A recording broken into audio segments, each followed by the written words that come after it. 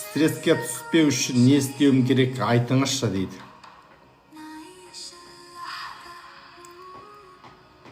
Айтқанға пайда жоқ еді. Новый версияға өту керек, старый версия бітті деп жатырмын ғой. Айтқанға толқы жоқ еді. Аз айтқан жоқпыз біз.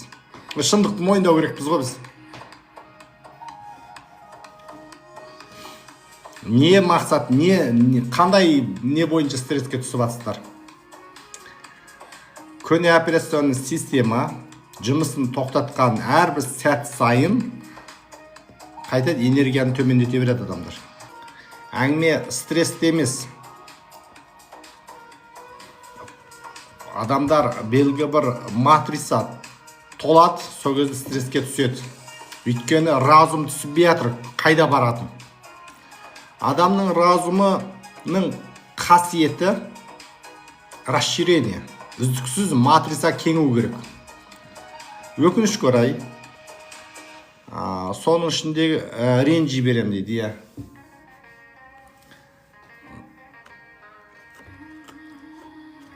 Сөйтетті разум қайда барарын білмей жатыр. Сол. Адам энергияны қайдан алады деген сөз бар ғой, бір кездерде сұрақ, жиі қойылады сұрақтар. Тұнық санаға өткен кезде алады негізі. Тұнық санада болғанда сен энергияны артық шығындамайсыңдар. Өйткені сіз білесіз қайда баратыныңызды, не істейтініңізді. Түсініңіздер ма? Вот сол. Адам разумын түсінбей жатыр. Не істеп жатырмын? Разум ой ғой енді, жан. Мен негізден жанның санасы ғой ол. Жан сол санаға негізделіп өседі. Соған байланысты береді ол. Жан соған байланысты жан мотор сияқты производство жасайды кәдімгідей. А ол үшін жанға да бір мотивационны санада бір не болу керек та, нақты бағыт. Бағыттар көп. Соның ішінде ең жақсы бағытқа ұмтылады жан. Адамның миы максималды аз энергия шығару арқылы мидың разумда, разум ой ғой. Аз энергия жұмсай арқылы өте үлкен результатқа жеткісі келеді. Соған доступ беру керек кәдімгідей. Соны адамдар қайтады, өзінің ішкі бір қорқыныш, тағы басқа жалған сезімдер, иллюзияның көмегімен анау жанның дамуын тежейді. Сананың өсуін тежейді. Сосын қайтады адам депрессияға түседі, ренжиз, ананы бір талап жегін келеді, мынаны талап жегін келеді. Сөйтіп далбасалай береді ғой адам. Бұны енді психологтар неше түрлі қылып айтады. Өкінішке орай, өзіңіз неге жеттіңіз дейді. Мен неге жеткенім сізге қызық болса, жекеге шығып сөйлесек бетпе бет. Сол кезде түсінесіз. Бұл бір жағынан жақсы сұрақ. Мен разумның қалай жұмыс жасайтын функциясын біліп алған адам. Разумның қалай жұмыс жасайды, күлбеңіз. Жан қалай жұмыс жасайды, дене қалай жұмыс жасайды. Бұдан артық ешқандай нәрсе. Сен соны управление жасай алсаң, арғай жақсы кетесің. Оны управление жасамасаң, өмірді адаса бересің. Бұл өмір қызық өзі. Уақыт, пространство, кеңістік туралы дүниеден сондай нәрселер адам қызық. Мен неге жеттім туралы. Мен мақтанышпен айталам. Мен Алматыдан, енді байлық жағынан айтатын болсам, Алматыдан 7 үй алған адам. Соның 3-еуі жер үй, 4-еуі этаж үй. Ол оның барлығын мен еттім. Машина алдыған ау болды. Ол материалны. Сонымен қатар параллельді сен не қылу керексің? Өмірде бостандыққа жету керексің. Адамның саламасы, адамның негізгі миссиясы бостандыққа жету. Көп адамдар мені көрген кезде өздерінің маскасы шешіліп қалады. Өйткені жан алдамайды, разум алдамайды. Ол өйткені адамның ішінде олар тәуелділіктер бар, қорқыныштары бар. Адамдар көп жағдайда ішімде хаос болып жатыр дегенді айтқысы келмейді. Жасыра береді. Ол қорқынышты жасыру өнері әр адамның балалық кезінде дамыған өнер. Әр адам балалық кезінде түрлі нәрседен қорқытып қой, сөйткен жасырасың сені. Эмоция білдірме деп. Берілме, білдірме деген. Одан толық жоқ, мойындау керек. Ішім хаос болып жатыр, жүрегім быт-шыт болып жатыр, эмоция дұрыс емес, энергия анау мынау деген сияқты. Көп бір жақсы бір адамдармен сөйлессең айтады, қандай сезініп тұрсың деп. Сен қандай сезініп тұрсың, қалайсың деген сұрақты, иә. Сонан кейін барып адамдар айтады, жақсымын дейді. Жақсы болмасам, жақсы болмай тұрып, что-то бағана еткен басым ауырып тұр. Или өмірге бір құштарлығым өшіп тұр деп жаңа біреу хабарласты да. Ол да дұрыс кісі, 61 біледі. Өмірге деген құштарлығым өшіп тұр, айды, не болып жатырмын. Кеше жақсы едім, бүгін түсіп қалдым деп, иә. Сосын алдында бір тоже бір таныс біреу айтатын. Оның айтатын сөз. Не дейді? Не деген сөзі бар еді? Бірден, жалпақ тілмен айта салайын. Оның неге сөзін әдемі айтсаң. Бірден әлсіреп кеттім деген сөз. Бірден әлсіреп кеттім. Білмеймін не болып жатыр деп. Иә, сондай адамдар. Ол тамаққа байланысты әлсіреу емес, ол нағыз көңіл күйдегі. Бостандық мен үшін маңызды дейді. Мен үшін әрине бостандық өте маңызды. Бостандық деген ақшаның табиғатында еркіндік бар, бостандық бар. Сен де ондай болса, сен де сол бостандықпен, сондай сигналмен, сондай өріспен, сондай вибрация, толқынмен жүру керек адам. Сол күшті. Тыр жаста жылдым энергиямен жұмыс істеу үшін не істейміз дейді Айдана. Ойлай берем, тез көзіме жас келеді, сразу жылаймын дейді. Иә, ол деген сосын әдетке айналып кетеді. Сәкен ханым, ол артынан әдетке айналып жылауық болып кетесіз. Үстіну керек, жиналу керек. Жиналыңыз. Жол бар шығатын. Жыласаң да өтеді нөмір, жыламасаң да өтеді нөмір дейді ғой. Өмірге жылау үшін келген жоқпын. Жылайдың кезде жыла, мойында өтіп кет. Шешемнің өте үлкен нәрсесі бар. Көтеніңді қақта, жүріп кет, өтіп кет дейді. Күйіп кеткен дүние күйіп кетсін дейді. Вот көбінесе адамдарға айтады, дүниеге байланады. Байланба демеймін. Бірақ оның кішкене структурасын білу керек. Дүниеге байлану деген нәрсе бар ғой, дүниеге. Мәселен, қолда кеше бір әйел хабарласып жатыр ма, неше? Іштен кем ақшам жоқ, күйеуіммен соғыса берем, балап. Семейный проблема ғой айналып келді. Не айтасыз, бір-екі ақыл айтыңыз. Видео звонокпен шықты мәселен. Мәшінеде отыр. Мен сендерге бір нәрсе айтайын, бұл өте үлкен ауыр дүние. Көп деген адамдар толықтай деуге болады негізінен. Факт ол, шындықты мойындап. Қанша байлығы болса да, дүнияви байлығы болса да, ол оны сезбейді. Соны түсінесіңдер ма? Дүнияви материал сыртта үйі болуы мүмкін, мал мүлігі аны сезбейді. Өйткені ол байланып тұр, сезбейді. Сезбеу деген кайф аламайды оны. Сосын қайтеді, тыраштана береді, ауыра береді, анау мынау болып, тепе-теңсіздік орын алып кетеді оның өмірінде. Осы мәселе. Сосын оның ойында неше түрлі фильтрлер бар. Жан дүниедегі салынған заложены программалар бар. Соның құрбандығын айнала береді. Сондықтан біз кейде бір сәтке ойлан деп айтам. Біз жан дүниемізде не болып жатыр, соны көбірек адамдар соның алдында оны бетпе-бет келу керек. Жан дүние не болып жатыр.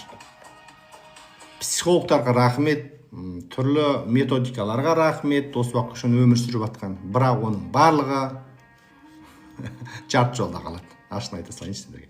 Онымен олар біреу жолын кесейін емесін.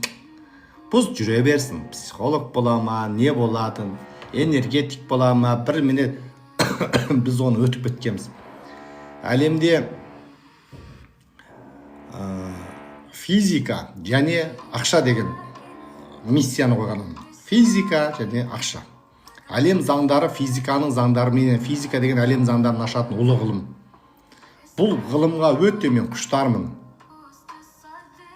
Ол ақшаға да әсер етеді, жанға да әсер етеді, толқынға да әсер етеді, цивилизацияға да әсер етеді. Түсіндіңдер ма?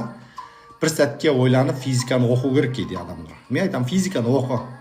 Қандай заңдар? Тартылыс заңдары. Кернеу деген нәрсе. Ойланып, ана физиканы ашып алып, тоқ деген қызық жерде. Мен балама да айтам.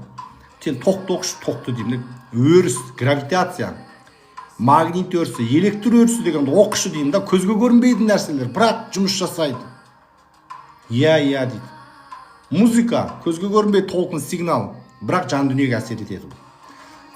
ондай болса біз көп жағдайда балам айтам, жан, көңіл күй, эмоциядан тұрамыз. Біз өзімізді баптай алу керекпіз, түрлі заңдарды біліп. Мен бүкіл физиканы өзім оқып алған адам. Мені бір енді ол профессорлар жоққа шығарғандығым емес, бар олардың үлесі. Бірақ мен физиканы өз бетімше оқып, өзімнің танымымен түсініп, өзімнің жаныммен сезініп, қайта, мәселен, напряжение деген нәрсе бар, кернеу. Үйде бәріміз тоқпен отырмыз, тоқ азы свет кетіп қалса, мына қап-қараңғы болады да қалады мына жер. Тоқ. Бүкіл айларымды тоқ, заряд. Сол энергетика көзге көрінбейді. Мен айтам, соны оқы, тоқты. Тоқ қалай жұмыс жасайды? Бұл тоқтар бөлінеді. Деп ғылымға құштарлығың артады сенің. Бұл тоқ арқылы қаншама нәрсе жұмыс жасап жатыр. Деп сосын барып ақшаға бірте-бір жақындайсың. Өйткені ақшаның табиғатында еркіндік бар, ақшаның өзінің бір толқыны бар. Адамның да толқыны болады. Мәселен, мені көріп отырған барша барлықтеріңіздің толқындарыңыз бар. Сіздер белгі бір толқын шығарасыздар. Көзге көрінетін және көрінбейтіні бар. Сіздерді андай инфракрасный сәулелерді қарайтын бір ашкилермен қараса, сіздер қып-қызыл болып көрініп тұрасыздар да. Сондықтан біз тірі жанбыз. Бірақ біз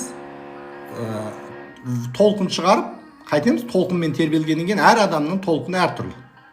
Мені көрген, маған кездескен, менімен сөйлескен адамдар айтады, сен басқашасың дейді. Мен білемін оны, басқаша екенімді.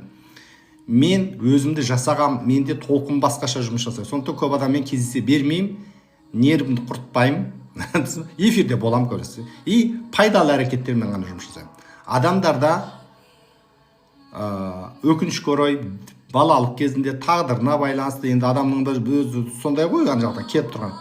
Мен аңырақ бе өшесеңізші. Соларға айтады, сол бұрынғы табиғатынан өткен өміріндегі нәрсені қайталайды. Сценарий деген нәрсе бар. Сол сценарийді қайталап, соның зардабын шегіп жүреді. Кейбіреу белгілі бір уақыт кезінде оны шешіп алады. Сосын шешсе, екінші сценарий шығады. Екінші сценарий шешсең, үшінші сөйтіп кете бересің ғой, өмір деген сол. Капуста немесе пияздың қабығы сияқты ашыла бересің өзіңді. Біздің жаңа маған жақсы сұрақ қойды. Сенің жетістігің не? Мен ақшаның толқынын және өзімнің толқынымды, адамдарды қалай кез келген проблемадан шығарудың ең эффективті методикасын жасаған адам. Менің методикамның алдына әлемде методика жоқ, оны білем.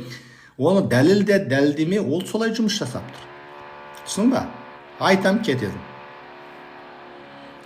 Қасыңды жұласың ба дей ма? Бұл табиғи берілетін қас. Жоқ, жылмайым. Менің қасым атамның қасына ұқсайды. Атам бүйтіп тұрады. Сізден сабақ алуым керек аға. Мен сіз ғана дұрыс жолымды көрсетуіңіз үшін сендіремін де. Мен білем. Мен қазір осы жаңа жылдан кейін айттым, мына тырылдатып жатыр, ладын тырылдатып. Мен білем. Көп нәрсені білем. Да оны бәрі білем деп айта берген. Ол білу үшін де бір жұмсақтық керек. Мен өзімнің шекарамды жұмсақ белгілеймін. Адамдарға жұмсақ сөйлеймін. Адамдардың жүрегін жараламаймын. Адамдарды бұл бір шеберлік деуге болады. Шеберлік, гибкіс, икемділік, бейімделгіштік қасиеті. Бұл осыны тату жоғары деңгейге жеткізді. Кез келген сен мәнсапты болсаң, мәнсаптылығымен өйткені кез келген адамның ішінде тонкий точкалар болады. Соны айланып өтіп кету керек. Ол деген біреуді манипуляция жасау деген сөз емес. Ол сол адамның құрған әлемі ғой. Әрбір адам өзінше бір әлем құрып алған. Сол әлемін қарап тұрып, икемді жағынан жақсы қарай бағыттап жүрсе, ол адам тіпті де 10 есе, 100 есе, одан да күшті результат шығарады.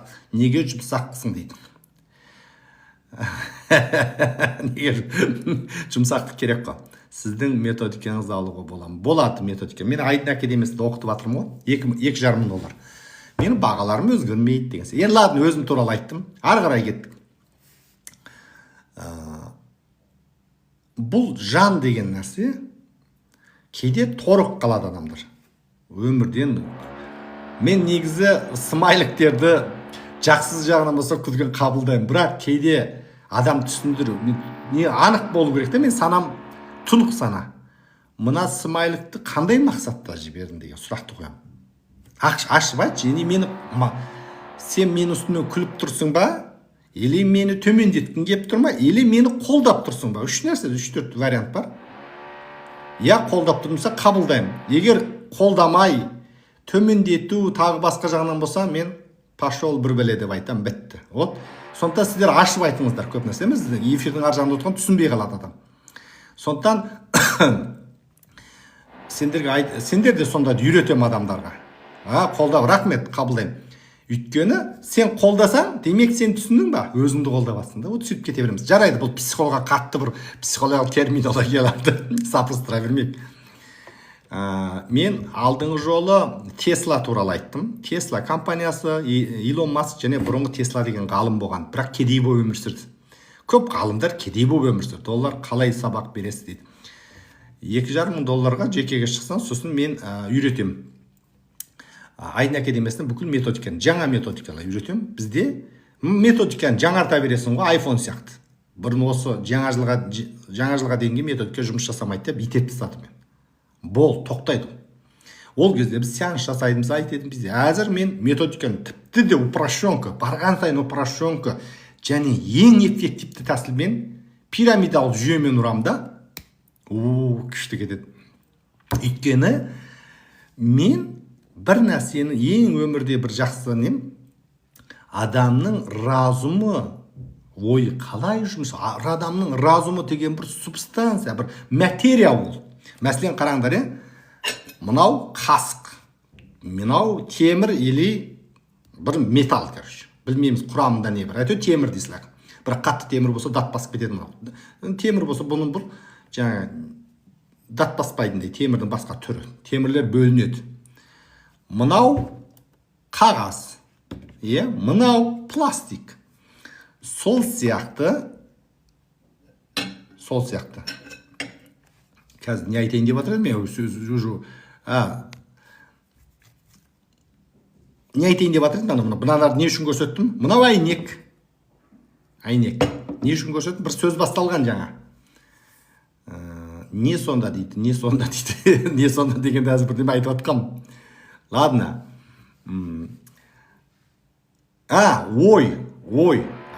Ойдың өзі бір материя деп айттым. Материя дұрыс айтады. Адамның ойы көзге көрінбейді, ол материя, оны ешкім ұстай алмайды. Ол бар. Мынау қағаз, мынау әйнек сияқты. Бұлар да, мынау да материя айналамызды қоршап. Сен машинеде тұрсың, айналаңа қарасаң түрлі материяны көресің. Материялар. Енді біз материяны жаңағы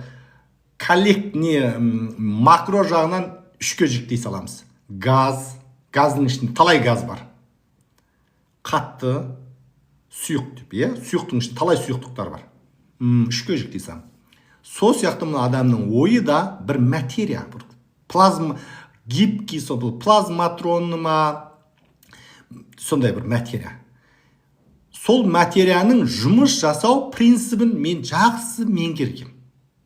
Сонан кейін менің байлығым сол. Түсіндір ме? Жаңағы ол сенің дипломынан да күшті. Өйткені сен ойын қалай жұмыс жасайтынын білесің. Өйткені табиғаты бар. Мәселен қара. Мына әйнекті мен әзір. Мына немен ұрсам, мен білеміз. Ұрсам шағылады мынау.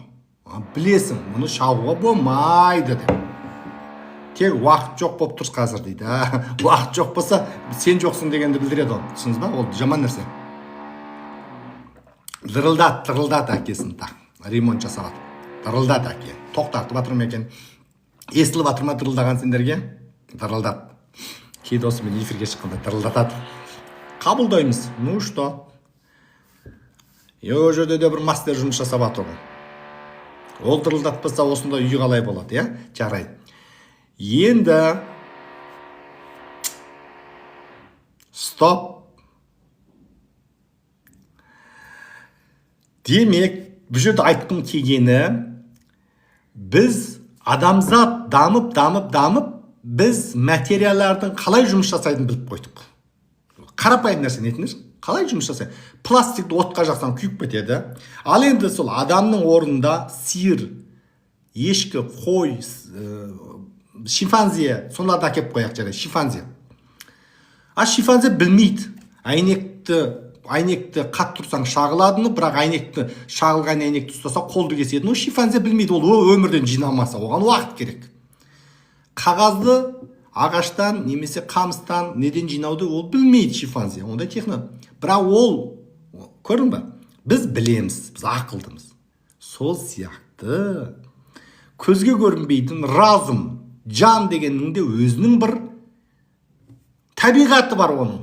Оған қатты кесең ол сынады, оны жаңа маған айтады, неге гибкийсің деп, неге жұмсақсың? Ол жұмсақ өткен, ол сондай пластичный. Жанға қатты кесең, ол риск сынып кетеді. Ол кейде кристалданады, кейде ол толқынданады, кейде ол басқаша болады. Жан түрлі формаларға ене алатын сондай бір қасиеттер. Енді осының ішінде менің зерттеп жүргенім қатты келген байлыққа.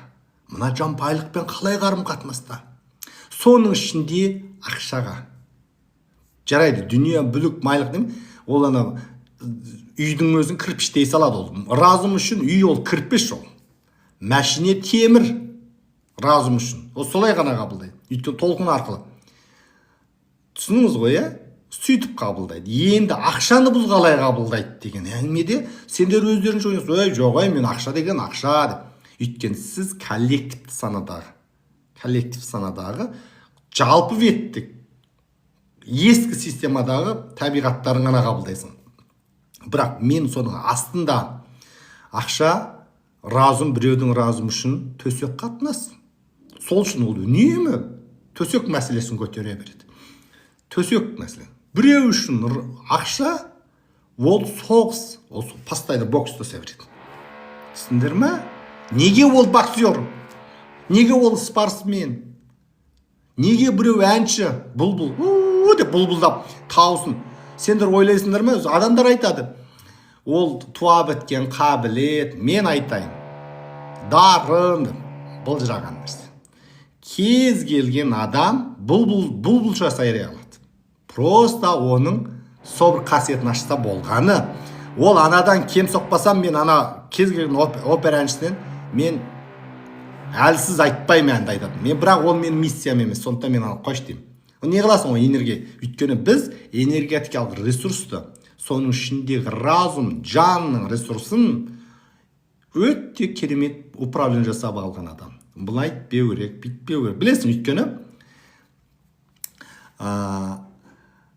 қолы жұмсақ немесе қалам жазып істеп, өмір бойы жазушылықпен шұғылданып жүрген секретаршаны апарып қолына күрек беріп теміртесек сваркаға салсам быт болып кетеді. Вот сол сияқты да мен денежный адаммын, ақшаның адамы, байлықтың адамы. Мен қай жерде тұратынымды білгендіктен мен өзімнің бүкіл болмысымды соған сәйкестендіріп тастадым. Көрдіңдер ма? Енді сіздер де байымын, анау-мынауым десең кішкене тоқтайсың, что-то мен не то жұмыс жасап жатырмын мен. Мен мынаның бәрін бір нәрсеге сәйкестендірейін. Әйтпесе мынау болмайды. Қанша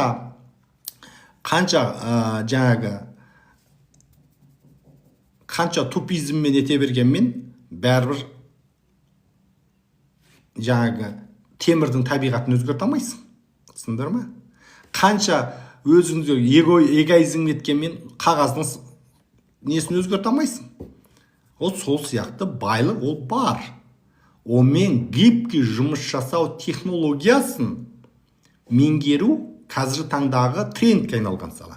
Біреу психологиялық, біреу анаусымен, біреу мынаусымен айтады. Десе де, одан да өткірлер бар. Өткірдің өткіріне кеткен. Чтобы ешкім жете алмайды. Өйткені менде де ақыл бар. Ананың бәрін ақылын көріп тұрмын. Бүкіл адамда сана бар, ақыл бар. Олардың бәрі өз деңгейінде сенмен конкуренцияға түседі, бәсекелескісі келеді, сені еткісі келеді. Менде де ақыл бар. Көрдің ба? Демек, жанның өзі сол үшін сондай болған доктор PhD ол да көмектеседі. Өйткені бүкіл нәрсені зерттеп, ұштастырып алып кеп қағанда сенің байлық туралы инструментіңе басқа инструменттер шақ келмейді, шағып тастап кете бересің. көп жағдайда ютубта кейде қарайсыңдар ғой, андай қазір мынандай тренд болып жатыр ғой, қарап күлесің да, оны білесің. Әртүрлі командалар бар. Қытайда, Америкада, Японияда, Германияда, Италияда сол балалар өздерінше разработка жасайды. Роботтан соғысатын роботтар. Сөйтеді де барлығы жиналады, жыл сайын бір фестивальдар болады өздерінше. Жақсы. Дубайда бір жерде өздері интернетте. Соған өздерінің жасаған, тапқырлаған жаңағы несін апарады. Түсін бе? Апаратты. Соғыстарды, тарс. Вот ішінде ең күштілер жеңеді, аналар. Шарктер, дөңгелектер шығып кетеді. Ана команда 1 жыл, 2 жылдың жұмсаған. Айтып жасаймыз, бүйтіп түрлі қарсы жақтың несін. Сол сияқты мен біреуден қорғану немесе біреуді бәсекелесеміз. Мен де үздіксіз кеңейіп, өсіп, дамып, құрылымданып, өте кемелденіп, андай айтады ғой, Мақпалдың мен бабындамын дейді ғой, мен бабындамын да. Сондай, бірақ бабында екенмін деп соған отырып қалмай, ары қарай соны дәлші. И өзімнің артыма, жаныма келген адамдарды жүріс қабылдап, мен не істеймін? Бүйтіп жіберемін. Давай бүйт. Не қыласың? Сосын оларға давай деп, көрдің бе, кез келген адамның өмір сүруін жеңілдетіп жіберіп кете беремін. Соның есебінен өзіме де пайда түседі. Оған да давай дәлші. Сол басқа ештеңе жоқ бұл. Мен ашып айттым. Түсіндің бе? Сондықтан сендер мастерство деген нәрсе, ол елдердің бәрі айтады, мастерство, сен ақылды болсаң ақша тауып кетесің дейді кереді. Ол логикалық деңгей. Өйткені ол ақылдыққа басқан адам, әнеугіне біреу айтып жатыр, адам дейді алаяқ болып кетеді екен, егер ол білімге қоймаса дейді. Білім деген не? Білім деген сен жаныңменен разумының жұмысын істейсең, ол білім болады. Әйтпесе қалған философия, қалғандары психология, философия болып кетеді. Маған біреу айтады, келді ғой клиенттен. Маған сөз ұнады, Айдын дейді. Сенмен біраз әңгімелесіп тұрып дейді, мен психологияны біраз зерттеп саны. Сен психологияны дейді, жарық жылдамдығына жеткізбейтін жылдамдығын лақтырып кетіпсің артыңа дейді. Бірақ ол туралы көп айта берме. Айта берме, не қыласың? Мен өзімнің мастерствомды жетіп, оны білмеу керек ол психологтар. Психологтар езе берсін. Біз өйткені олардың өмірі. Түсіндің бе? Мына өмірде, мына мен өмір сүресің үшпен. Көп нәрсені жасайтын технологиясы. Сондықтан көп адамдарға айтады, интернет бетінде анау айтып айтты, мынау деп өздерін жасайды, албаса, оның бәрі иллюзия. Иллюзияның күші жоқ. Ол көне система.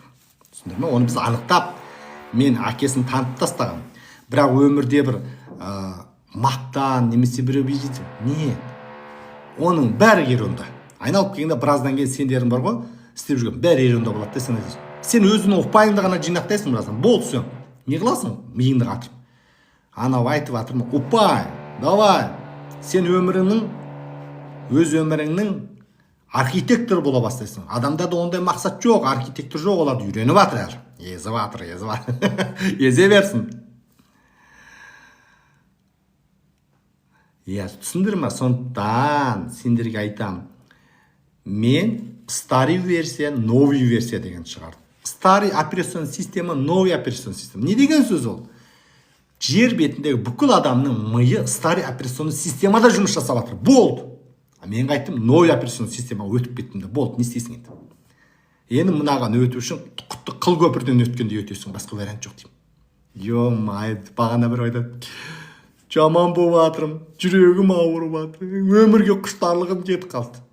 Білесің бе деймін не болып жатыр? Өйткені сенде старый операционный система өліп жатыр. Новыйына доступ бер деймін да. Сосын жақсы болдың күшті. Өйткені адамның ішінде операционный система, ми талас бұл.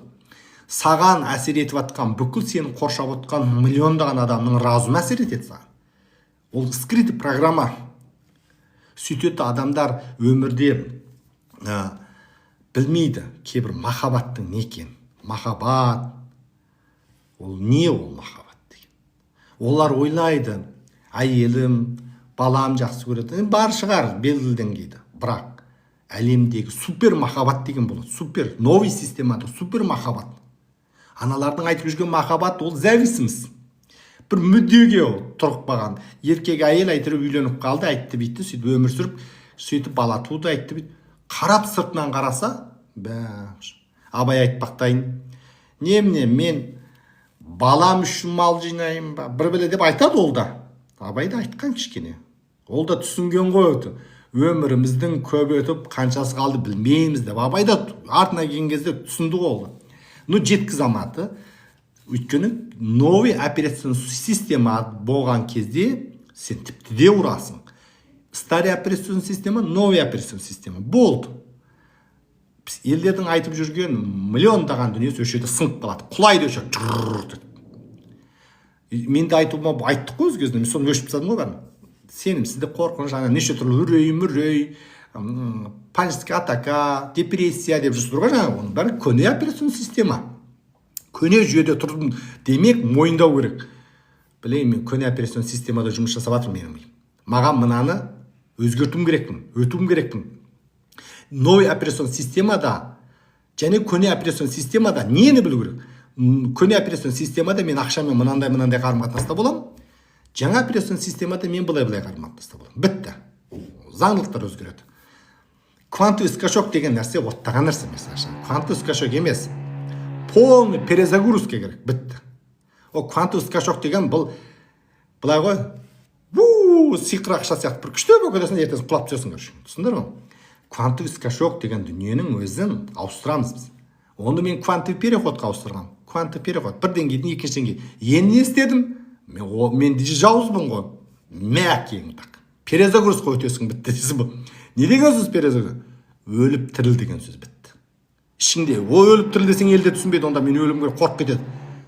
Ескі операцион система тоқтат дейін болды. Новый операцион система өтіп кетті. Қарапайым ғылыми мягкий әдемі жеткізіп тұр мұны. Бол, новыйда мен басқа жүйені жасап қойдым. Сондықтан әзір жаңағы енді новый операцион системада бұл жерде байлық, ақша туралы көп уайымдайтын нәрсе жоқ. Бұл жерде басқа жұмыс жасайды. Бұл жерде сен сабаңа түсе бастайсың. Ақша келмей қала ма екен, анау ақша бермей қоя ма екен, анау ақша. Саған бәрібір. Өйткені сен де бұл новый операцион, жаңа операцион системада мынандай функция жоқ. Көне операцион системада ақшаның энергетикалық полясы деген әңгіме жоқ. Ақшаның энергетикалық өрісі деген понятие жоқ өжді. Олар сондықтан жаңа операцион системада бұл бар. Сен ақшаның энергетикалық өрісінде жұмыс жасайсың бітті. Анау тоқтайды. Көне операцион система Nokia сияқты. Жаңа операцион система iPhone Pro Max 17. Енді iPhone Pro Max пенен Nokia екеуі сөйлестересінде Nokia айтып жатыр. Әй, сен маған видео жіберші десең, көне операцион система білмейді ғой, видео жоқ ода. Видео функция жоқ ода. Түсіндір ме? Адамның миы солай тоқтап қалады. Не істерін білмей тупить ете қала береді. Ыңғайсыз. Енді жаңа операцион система көне операцион системаға айтады. TikTok'ты скачать етсейші десе, скачать ете алмайды TikTok'ты ол. Өйткені ода ондай функция жоқ. Блин. Демек, сен уақыт өткен сайын көне операцион системаны контрол жасаған сайын сен ыздихат ете бересің, депрессияға түсе бересің, әлсірей бересің, жүрегің шаншиды, сол қолың, аяғың, басың ауырып, өзі денсаулығың быт-шыт болып кетесің. Өйткені операцион системада қайшылық туып жатыр. Замыкание постоянно. Неге? Новый операцион система пайда болды, ол өзінікін істейді ол. Хош, не хош, түсіндір ме? Былай жаққанда новый операцион система, көне операцион системаны зорлайтын сияқты әңгіме болады мына жерде кәдімгідей. Өйткені ол бессознательный вибрация саған жетеді. Бейсаналы түрде сенің подсознанияңа, сенде нейрондар. Енді бұл жерде істелетін мына көне операцион системадан жаңа операцион система өткен кезде бүкіл нейрондық связь үзіледі. Жаңа нейрондық связьды қайтадан активация жасаймыз. Қайтадан подсознание перепрограммирование болады. Сосын бар, бұл жерде подсознаниямен қалай жұмыс жасаудың өзінің негізгі механизмдері мүлдем басқаша. Бітті. 4 этаптан тұрады, мен беріп қоям болды. Соны істей бересің, кете бересің. Түсіндір ма? Ақша туралы бұл жерде разговор жоқ, короче. Новый операцион системада былай ақша. Все. Түсіндір ма? Өйткені ол молшылық разумда, молшылық поляда кетіп қалдық біз. Енді бұл жерде сен стратег бола бастайсың. Көне операцион системада сен стратег боламайсың. Сен Новый операцион системада сен стратегиямен өзінің өмірінің архитекторы деген сөздер түсін. Ё-майо. Сен масштабирование кетесің, басқаша бола бастайсың, сөйтесің міне. Ол үшін көтені жыртып, кешке шейін тренинг жаса, кешке офлайн жаса, кешке шейін эфир. Мен просто анда-мында шығып айтам, түсініңдер. Дырылдатса дырылдата бер. Маған қасарысып жатыр ғой. Көне операцион система ол. Маған мешет жасайын деп жатыр ғой. Десе де, мен разумның жұмыс жасау схемасын білгендігім соншалықты, сендердің, енді ойлаңдар, сендердің барлықтарының іштерінде жаңа операцион система бар, бірақ ол жұмыс бастаған жоқ болды, бітті әңгіме сол. Оның механизмдерін ешкім аша алмай жатыр. Мен аштым, өттім, өзім жеке басым өттім, короче. И сосын нормально кетеді, короче. Бізге керек емес, айта беріңіз дейді. Біз кедергі, сіздер кедергі керек емес. Анау дырылдаса маған кедергі болып тұрғанда. Ладно, ничего сұрам. Енді басқа не айтамыз? Болды, айттым. Ол жаңа көне, бол, қарапайым. Сол жерден анау бүкіл оқып келеді ғой біреулер неше түрлі нәрсе ше, көп оқып алады. Енді кейбір адам ақыл, оның понятиясын соға, мен білімді болсам ешкімге дес бермеймін деген понятияды ұстап жүргендер бар ғой өмірде, жетеді. Ақпаратты той келеді де шағылады ғой маған. Бытшым шығардың ғой дейді. Мен шығарған жоқпын. Просто сен түлеу батсың бітті. Маған сені шағылмағаннан пайда жоқ. Өту керек екен. Сондықтан, достар, көрдің бе? Менің разумым дату соншалық деңгейлі. Мен мына әлемде шындықпен жұмыс жасадым. Сондықтан бұл тұнық сана деген нәрсе бар. Сана, мына адамның санасы, күні біреу дұрыс айтып жатыр. Кейбіреулерге сендер бүйтіп айтсаң, бүйтіп қате десең, сол сенға сене қояды дейсің бе? Өйткені оның өзінің сенімі бар дейді. Дұрыс. Ол бір иллюзияға сеніп алғандар бар. Иллюзияға сенген адамдар жетеді. Бір кезде бұл әсіресе мына танымалы болып, елдің алдында жүріп, кішкене бір авторитет жинап, авторитетті көрінбейтін нәрсе ғой көзге. Сондай нәрсеге жинап қалған адамдар өте қатты кездеседі. Әншілер де, өзін жұлдыз санайтындар да олар. Сөйтеді, солардың азабы сол бәлес. Сол артынан айтады, оларды таңдау тұрады енді. Білем, мынаны атақ абыройымды вазгешіп деген сөз бар қазақ. Вазгешіп деген мынаның бәрінен бас тартып, мен қайтадан қарапайым адам болайын десем, жаман сезініп тұрмын. Деп ортада қиналып жүреді өздерінше. Бірақ ақшасы болмайды. Өйткені ол иллюзияға ілініп тұр. Иллюзия. Ол одан бас тартпаса да, новый операцион системада оның абыройы да төгілмейді. Ештеңкесін жоғалтпайды, ол керісінше байиды. Бұл жердегі иллюзия деген, ол иллюзия, кейбір адамдарға иллюзия керек та, ақша керек емес. Ол иллюзияның көмегімен жүре біледі болды. Кешкішін эфир, кешкішін адамдар, сол. Бірақ заман өтіп барады. Біз ақиқатшыл болу керекпіз. Біз тұнық санаға өту керек. Олардың санасы тұнық болмай тұр.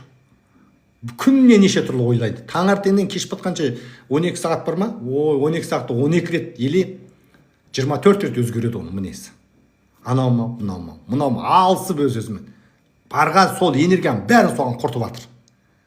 Ал новый операцион системада ондай нәрсе жоқ. Сен постоянно плавно бір текті кете берсің.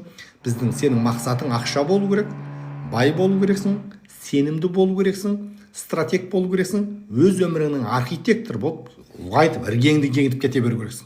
Сосын бір күні бәрімізді өлеміз. Старый новый операцион система болсын, көне операцион система бәрі өледі бір күні. Бірақ десе де жақсы өлейік та. Әңгіме сол. Ауыра беретін адамға не істеу керек? Ол көне операцион системаны контроль жасап тұр болды. Ораза жеңілдік бар ма дейді. Оразада жеңілдік сол $2,500 ол. Жеңілдік баға. Сен міне, бұл көне операцион системаға қайшы негізінен. Бұл принцип. Сен өйтсең өтпейсің. Сізде анау эконом құтып қалан ба? Өйтпе. Берілген. $5,000 десем не істейтін? Ойлау керек. Анау $5,000 дейді, ана жынды дейсің. Айтым деген ол көне $5,000 десін дейсің, Құдай осыған тәубе қылайық деп кейде адам сөйту керек. Түсіндің ма? Қой $2,500. Сондықтан ол баға деген нәрсе өзін ақтап тұр ол. Мен уверен болғаннан кейін, сендер білесіңдер ғой, менің артына баға өзгертпеймін ғой мен өмірде. Өйткені мен татовы неге етіп алғам? Көтердің не бағаны, төмендеттің ештеңе өзгермеді. Кете бер. Әңгіме оған ақшаның саған келу келмеу ол бағаға байланысты емес көпшілік. Өзі келе береді бит, түсіндіңіз ба? көп психологтар өзі ертегі айтады көп өздерінше бір сондай изобилие, сен мышлениең өзгерт, айтпайды, бірақ өз содан өте алмай тұр. Өз содан өте алмай тұр. Өйткені ол ақшаның энергетикалық полиясында қандай принципте жұмыс жасайтынын білмейді ол. Ол көне бұрынғы фундаментал нәрсесін айта береді. Вот. Мен сондықтан сендер кейде адаммен тыңда, сөйлес, сенің жаның айтады. Мен сендерге бір айтады сөзім бар.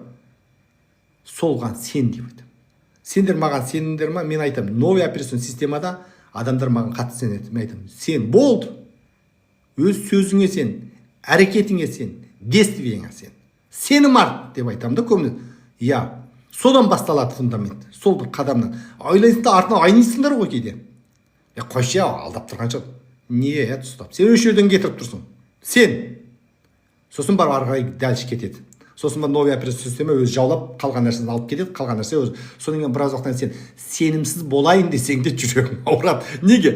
Тоққа соғылғандай сезім болады сенде. Мен сіздерге айтайын, новый операционный системада жүрген адам мен кейде менде бір сенімсіздік болайын деймін ғой, жүрегім қатты ауырады. Резко қашып шығамын. Не.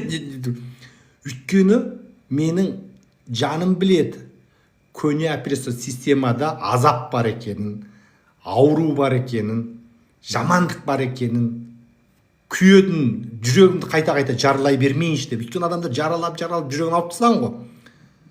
Сосын ол өз автоматты иммунитет қалыптасады екен сенде. Новый операционный системада сен сонда түсінесің.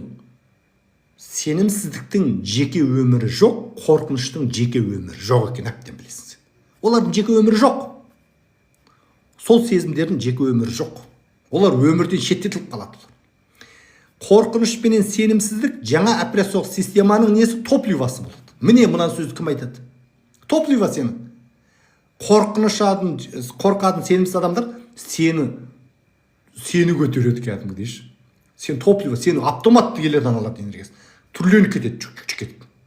Сен ана қорқынышымен күреспей. Мен сондықтан жаңа операционный система келген адамдарға мен ана қорқынышымен, сенімсіздікпен көп жұмыс жасамаймын мен. Өйткені мен үйтем, давай неғып көр деймін да. Сенбей көрші, маған күмәнданып көр деймін. Бычыт болады. Ойбай, жүрегім ауырып жатыр, ан жерім ауырады, оны көрдің ба деймін. Өйткені жан қалай жұмыс жасайды. Бұл жерде мен схема жасап берем, структура жаңағы стратегиямен ұрамыз болды. Әлемде көз алдың елестеттім да, қандай лидерлерді білесің? Әр адамның өзінің бір лидерлері бар. Қарайтайын, мен айтам, Мао Цзедун, Қытайдың президенті, бірінші, Дин Цзяопин, екіншісі. Стратегтер мемлекет жасады. Сосын қайсы? Жаңағы Вашингтон, Америка. Сосын Бенджамин Франклин, алдыңа шақыр адамдарды. Вот мен солармен жұмыс жасадым. Сосын тағы Генри Форд. Қалай еді? И сосын сен Майкл Джексон. Сосын кім жаңағы? Дональд Трамп. Тағы кімдер бар? Джек Ма дейсіңдер ме? Джеки Чан ба? Известный адамдар. Сосын жаңа кім? Тағы да кімдер? Адамды танымалдарды алдыңа қоясың, суреттерін шығарып алып қойып, қара, бәрінде стратег. Олар осознанный адамдар. Олар білген. Көрдің ба? Оларда воля қалай. Ол сенде сонда қалыптаса болса, сен ешкім тоқтата алмайды. Мен айтам, мен ешкім тоқтата алмайды. До конца беретін адаммын. Өмірім соны. Өйткені білем қайда баратынымды. Мені енді ешкім тоқтата алмайды деп айтам. Түсіндір ме? Мынанда волямен тұрғанда сен ақшаның келіп кетіп аз ұрмайды. Көп адамдар тек қана айтып байсам, кедейліктен құтылып кетсем дейді. Нет. Сен кедейліктен құтылып бір машина, бір үйде жүресің ба, сен ішің пісіп кетеді. Саған стратег болу керек. Саған үшін Шыңғысхан алып кел алдыңа. Тағы кімдерді білесіңдер, айтыңдар. Трампқа тоқта дейші. Трамп молодец. Трамп историяда қалады. Молодец. Трамп молодец. И сосын тағы кім бар? Сондай адамдар бар әлемде де. Не бір? Мәселен, Англияның Элизабет II, Шарлиз 3 баласы. Шарлиздің ең Элизабеттің несін жақсы көрем? Скромс. Білдірмейді ол. Диана, анау бұрын қайтыс болған. Қандай танымалылығы оның? Элизабеттің 70 жыл билесе скромный ол. Сондай, стержені. Айтқан сөзі ол әлемде паспорты жоқ, бірақ әлемде паспортсыз аралаған адам. Міне сондай бол. Қандай стратегия ол?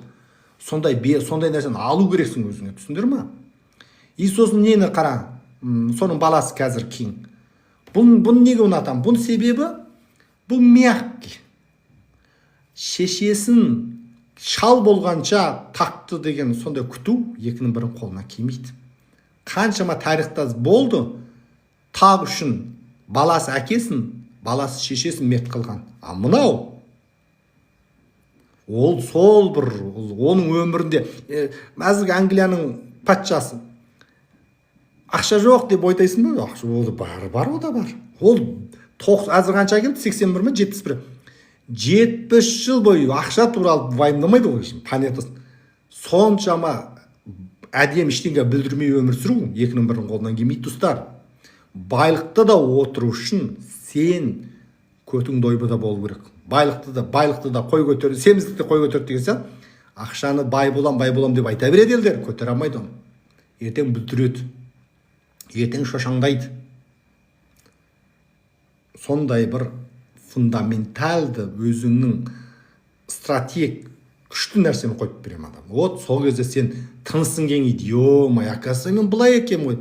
Азыр айтып жүрген адамдардың қарасаң тірлігін бөлек, өзі бедності, кедейлік мышлениемен байлық туралы айтқысы бір былжырап оттай береді. Айта берсін біз. Бірақ өтпейді олар. Өйткені олар өзінің иллюзиялық санасында өзінше ақылды санайды. Иллюзияның күші жоқ деп айтамын. Өткеннің күші жоқ. Болды, осы сөз жеткілікті, өткеннің күші жоқ, бітті. Сол сөз бәрі қырып тастайды. Өйткені өткен білім, ескі дүниенің бәрі қирай береді уақытса. Түсіндір ме? Сондықтан әлемнің өзі жаңарады. Әлем өте үлкен жаңарысты. Мінекей қазіргі болып жатқан дүние, сырттағы болып жатқан соғыс. Это новый системаның функциясы емес. Новый системаға ол жат нәрсе. Новый операцион системада сенде война болмайды. Сен құтты анау исламда жазып қойған жәннати принциптермен өмір сүреді сияқты жүресің. Бірақ нормаль жасап кету керек. Қиялизм болмайшы, тұнық сана болған адамда, тұнық сана деген нәрсе күш береді. Адамдардың көбінің әлсіз болатыны, көбінің энергиясының шашыраңқы болатыны сана тұнық емес. Сана да шум бар. Ойлау керек. Вот та менің миым дұрыс жұмыс. Ананы ойлаймын. Айтып секіріп кетемін. Ал енді содадан мынау арқылы құтылмасам басқа вариант жоқ. Түсіндір ма? Все. Жақсы. Бүгінгі әңгімеміз осы жерден тамам болсын. Мен мынаны ютубқа сап қоя берем. Мен эфирлерімді ютубқа обложка жасамаймын. Обложканы мен үшін біреу жасасын. Ну что, мен оған уақытым да жоқ. Бұрындары суретімді қойып жазуын қоядым. Неше. И так та нормально кетіп жатыр. Түсіндір ғой? Сондықтан кез келген неге етпеңдер. Сендер эфирде отырғанда өте сондай бір не боласыңдар, комфортно. Өйткені бұл менің матрицамда жақсы жұмыс жасалады. Бұл көзге көрінбейді энергетика, өте күшті жұмыс. Ан жаққа барсаң бытшыды, жүрегің ауырып, бір жерің ауырып, ан жерің ыздихат етіп, сенімің төмендеп, бытшыт болып, миың ашып, түрлі нәрсе өтпейді. Өйткені сенің жаныңды алдауға келмейді, миыңды алдауға келмейді. Неше түрлі теория бар қазір әлемде. Неэффективді. Сондықтан көп айтады, оларға айтсаңыз, көне операцион система дейсің, бітті. Тоқтайды ғой ол, не қыласың? Көне операцион система тоқтайды ол. Қайда барады? Сен біліп тұрсың, көне жүйе, көне трактор, көне машине ертеліге ыздихат етіп таусылатын. Оны білесің сен. Пұз сілімтігі шығып құрсын дейсің да. Оған уақыт жоқ біреудің. Егер адам өз-өзіне жан ашып, өз-өзін жаңартпаса, көне операцион системада ұру бытшыт болады. Бәрібір бытшыт болып кетеді. Ол байлығы болса да бытшыт болады. Өйткені бағана басында айттым, көп адамдар қоғамда қаншама острыптары болсын, тағы болса, сезбейді олар. Олар сезем дейді, қанша етем сезбейді, қиналады. Олар мынау звондап жатыр маған біреу. Жақсы, тоқтату керек екен. Звондап жатыр. Ладно, все. Новый операцион система жақсы жұмыс жасап, именно соны дамытып жатыр мәселе. Сол жерде структураны сол жердеміз. Сөйтіп өздеріңді де етіңдер. Не қыласың?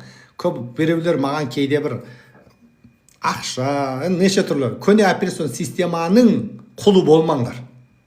Ол ертелі кеш сені жық кетеді. Біз физик ретінде білеміз ғой. қалыпты атмосфералық қысымда судың 100 градуста қайнайтын. Мен білем, мен айтам, анау қайнайды 100 градуста деймін. Уверен айтасың, сол сияқты күн операция система бәрібір өледі десім, өледі деп. Өйткені мен білем, одан өзім өткем ғой. Ол бәрібір қасаққа бар, тіреледім тупикке. Сол сияқты қалыпты атмосфералық қысымда әйнекті таспен ұрсаң сынадың бәріміз білеміз. Сол сияқты күн операция система бар. Дәлденіп қойған нәрсе, куда денешся, адамның табиғаты, сен де мен де ет пен сүйектен жаралғанбыз, сенің жаның менің жанымнан ешқандай айырмашылық жоқ. Сенің разың, бірақ соны зерттеп кіріп кетсең болғаны. Неге оқытасыңыз дейме? Өйткені ол мен шығармашылығым. Мен 3-4 бағытта өзім жұмыс жасап отқан адам. Бизнес, шығармашылық, оқыту, сосын стратегия жеке адамдармен жұмыс жасау, тағы инвестиция, сонымен кетіп отқан адам. Адамдар өзінің несін біледі. Сен стратег боласың. Энергияны құртпай, өзің плавно ағып кете бересің. Түсіндір ғой? Бұл шығармашылық творчество. Өйткені президент онда халықпен жұмыс жасамай отырбасын деген сияқты ма? От сол сияқты кете беретін нәрсе. Өзің білесің, мынау болып жатыр. Ананы білесің, анау болып жатыр. Дәл кете береміз. Дәл сөйтесіңдер. Жақсы, қандай білім дегенім ғой дейді. Білім демеңдер, соны білім десе мен аншаға келіспеймін. Это жанның обновлениясы, разумның обновлениясы деп айтуға болады мен. Білім десе ол бір бүйтіп қой. Білім ретінде мен оны қағазға түсірдім, берем. Мынау звондап қоймай атқан қараш. Ладно, все. Қоймады.